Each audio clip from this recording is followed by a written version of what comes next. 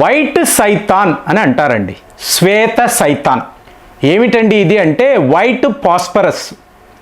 ఇవాళ ఈ యుద్ధంలో అసలు మనిషి అనేవాడు ఎప్పుడూ ఊహించని, అంటే ఒకప్పుడు అండి వరల్డ్ వార్ 1 అనండి వరల్డ్ వార్ 2లో హిట్లర్ యొక్క ఫేవరెట్ కెమికల్ వెపన్, రసాయనముతో తయారు చేసిన ఆయుధం. సో దీన్నే వైట్ సాటన్ అంటారు, శ్వేత సైతాన్ అంటున్నాను. ఈరోజు ఇజ్రాయెల్ వాళ్ళు లెబనాన్ అనబడే దేశం పైన చూడండి, మీకు అక్కడ కొన్ని స్కూళ్ళు ఉన్నాయండి. మీకు స్కూల్ పిల్లలు, అలాగే కాలేజ్ పిల్లలు, విద్యార్థులు, టీచర్లు, వీళ్ళ మీద ఈ వైట్ ఫాస్ఫరస్ను వాడారు. కెమికల్ వెపన్, దీనిని స్కూల్ పిల్లల పైన. దాంతో ఇది తట్టుకోలేని ఈరాన్ రేపు మాపై కూడా వాడొచ్చు కదా. సో వాళ్ళు రష్యాను రిక్వెస్ట్ చేసి ఇవాళ క్లస్టర్ బాంబ్స్ అని అంటామండి, అంటే మీకు గుత్తులుగా వచ్చి పడుతున్న బాంబులు ఈరాన్ వాళ్ళు వాడుతున్నారు.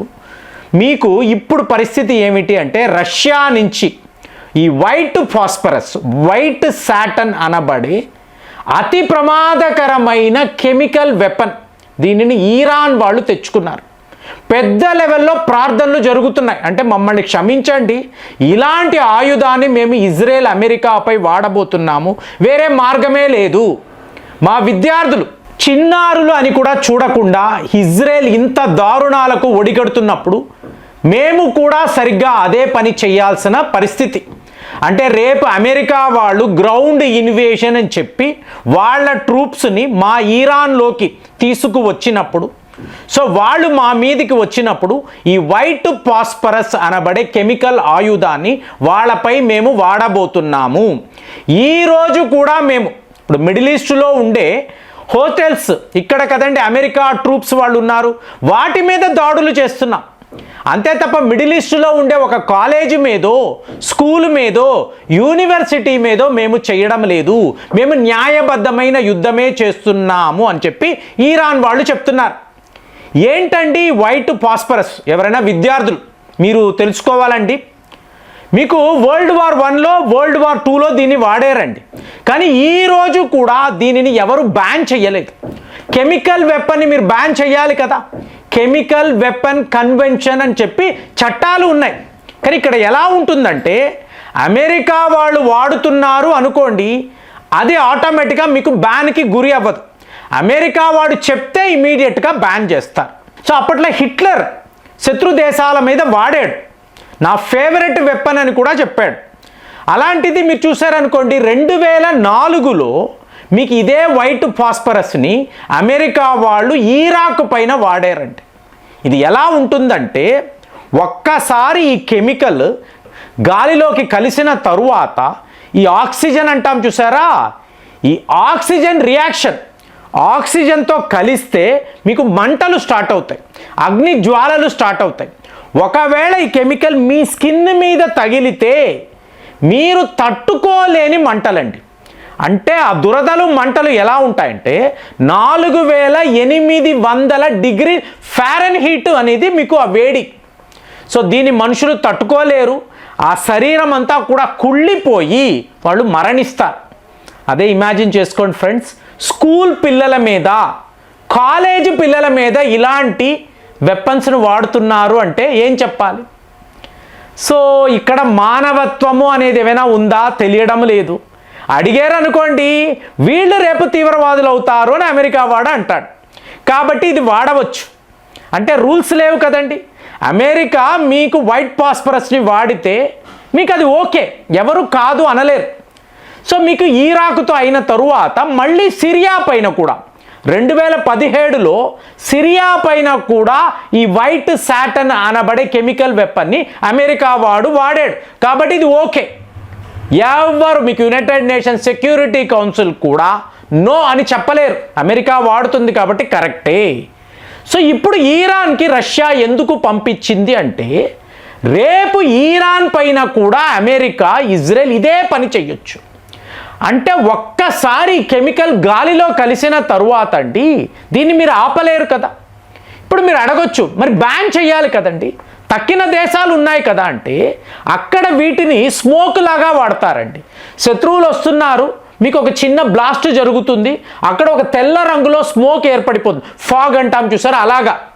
సో ఉన్నప్పుడు శత్రువుకి దిక్కు తెలియదు. సో అప్పుడు ఈ సైనికులు తప్పించుకుంటారు. ఇదంతా ఏంటి, అమెరికా కోసమేనండి. ఇరాక్లో ఇదే మెథడ్ను వాళ్ళు వాడి మా సైనికులను ఇలా కాపాడేమో కాబట్టి వైట్ పాస్పరస్ని బ్యాన్ చెయ్యకండి అని అమెరికా చెప్పడము ఈ రోజు వరకు కూడా ఇది జరగలేదండి. మరి ఇవాళ లెబనాన్లో జరుగుతున్న ఈ దాడులు, మామూలుగా మిసైళ్ళు అంటారు, బాంబులు అంటారు, ఈ వైట్ పాస్పరస్ని ఎందుకు వాడతారండి? విద్యార్థుల మీద ఇలాంటి కెమికల్స్ ఎలా వాడతారండి? ఇప్పుడు మీరు చూసారనుకోండి, ద్వేషము ఏ స్థాయిలో ఉంది అంటే వీళ్ళు బతకనే కూడదు. వాళ్ళు ఎంత చిన్నవాళ్ళైనా, కాన్వెంట్లో చదువుకునే పిల్లలైనా వీళ్ళు బతకకూడదు. ఎందుకు? భయము వచ్చి ఈ గ్రామాలనంతా విడిచిపెట్టి వీళ్ళు పారిపోవాలి. గాలిలోనే ఉంటుంది కదండి, గాలి తగిలితే మీరు తట్టుకోలేరు కదా. కాబట్టి లెబనాన్ని ఖాళీ చేసి ఈ ప్రజలందరూ పారిపోవాలి. ఇది వీళ్ళ ప్లాన్. సో దాని ప్రకారం చేస్తున్నారు. వేల సంఖ్యలో, వార్తలు రావడం లేదండి, వేల సంఖ్యలో అక్కడ మనుషులు అనేవాళ్ళు మరణిస్తున్నారు. ఇప్పుడు ఇక్కడే మన భారత్ లాంటి దేశం. సో నిన్నటికి నిన్న వస్తున్న వార్త, భారత్ తన బ్రహ్మోస్ని 450 కిలోమీటర్ల నుంచి 800 కిలోమీటర్లకి అప్గ్రేడ్ చేశామండి. అంటే మీకు సూపర్ సానిక్ క్రూజ్ మిసైల్.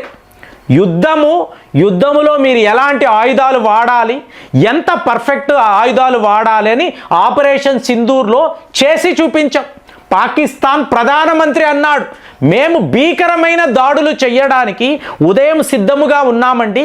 ఇంతలో భారత్ వాళ్ళ బ్రహ్మోస్ వాడడం మొదలుపెట్టారు. ఇక మార్గమే లేక మేము ఈ ప్రయత్నాన్ని మానుకున్నాము.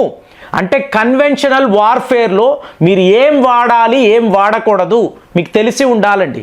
ఇవాళ భారత్ రోల్ మోడల్ లాగా చెప్తుంది. 800 కిలోమీటర్లు అన్నప్పుడు మేము చైనాతో కూడా యుద్ధానికి సిద్ధం. కానీ పద్ధతి ఏమిటి? మీరు ఏ అస్త్రాలు వాడాలో అదే వాడాలి. పౌరుల మీద కాదండి మీ ప్రతాపాలు. మీరు యుద్ధం ఉంటే యుద్ధమే చెయ్యాలి. అదే ఇరాన్ వాళ్ళ ఫారిన్ మినిస్టర్ అంటున్నాడు, అక్కడ ఒక హోటల్ అమెరికా సైనికులు ఉన్నారు, వాళ్ళ మీదే మేము దాడులు చేస్తున్నాం. అంతే తప్ప పక్కన ఉండే ఇళ్ళో కాలనీలో కాదు కదా. సో మేము రూల్స్ ప్రకారమే, అంటే ఏంటి, లెజిటిమేట్ రైట్స్ ప్రకారమే మేము యుద్ధము చేస్తున్నాము. కానీ అమెరికానో ఇజ్రాయెలో ఇలాగ స్కూళ్ళ మీద, కాలేజీల మీద, యూనివర్సిటీస్ మీద ఇట్లాంటి రసాయనముతో కలిసిన ఆయుధాలను వాడితే ఇక ఈ ప్రపంచం ఏమవ్వాలి? మీరు వీళ్ళను అడగరా? వీళ్ళు ఏం చేస్తే అదే కరెక్ట్ అని మీరు భావిస్తారా?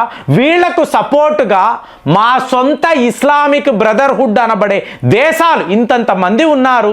ఎవరైనా అడుగుతున్నారా? ఒక ఖతారో, సౌదీ అరేబియానో, కువైతో వెళ్ళి అడగొచ్చు కదా, ఇది తప్పు కదా. చనిపోయే వాళ్ళందరూ కూడా, లెబనాన్లో ఉన్న వాళ్ళందరూ మా బ్రదర్స్ కదా అంటే ఎవరూ పట్టించుకోవడం లేదు. ఇదా యుద్ధ నీతి. మరి ఇరాన్ ఫారిన్ మినిస్టర్ ఇలాంటి ప్రశ్నలు అడుగుతున్నప్పుడు దీనికి జవాబు ఉంటుందా? ప్రపంచం జవాబు చెప్పాలి కదండి. నువ్వు యుద్ధము చెయ్యి, నాతో యుద్ధము చెయ్యి, పద చూసుకుందాం. కానీ అక్కడ చదువుకునేవాళ్ళు కదండి, వాళ్ళ మీద ఇలాగ మీరు రసాయనాలు వాడడం ఏంటండి? వాళ్ళందరూ అలా మాడిపోతూ ఉంటే అసలు ఏమనాలి? సో ఇప్పుడు ఇదంతా వైట్ పాస్పరస్లోకి వెళ్ళిపోయిందండి. వైట్ సాటర్న్ రేపు ఏం చెయ్యబోతుంది? ఇటు ఇజ్రాయెల్, అమెరికా, అటు ఇరాన్. సో ఇప్పుడు వీళ్ళు ఈ యుద్ధము చేస్తే, కెమికల్ యుద్ధములోకి వెళితే ప్రపంచము ఏమవుతుంది? రెండవ ప్రపంచ యుద్ధములో హిట్లర్ ఇదే పని చేశాడు. సో అతనికి ఏమైంది? అతని అంతిమ యాత్ర ఎలా జరిగింది మనందరికీ తెలుసు.